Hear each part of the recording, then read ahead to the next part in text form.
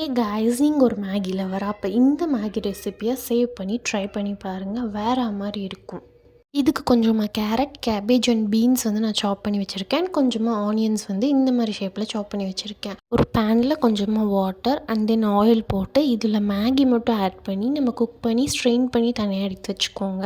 தென் ஒரு கடாய் எடுத்து அதில் கொஞ்சமாக ஆயில் ஒரு 4 டேபிள் ஸ்பூன் அளவுக்கு ஆயில் ஆட் பண்ணிக்கோங்க. கொஞ்சமாக போன்லெஸ் சிக்கன் எடுத்து அது குட்டி குட்டி பீஸாக கட் பண்ணி சிக்கன் 65க்கு மேரினேட் பண்ணுவோம்ல சேம் அதே மாதிரி மேரினேட் பண்ணிவிட்டு இந்த ஆயிலில் போட்டு நம்ம நல்லா ஃப்ரை பண்ணி எடுத்துக்கலாம். அண்ட் அதே ஆயிலில் நம்ம கட் பண்ணி வச்சுருக்க ஆனியன் போட்டுட்டு அண்ட் தென் வெஜிடபிள்ஸ் ஆட் பண்ணிவிட்டு ஒரு 3 மினிட்ஸ் ஹை ஃப்ளேமில் நல்லா ரோஸ்ட் பண்ணிக்கோங்க.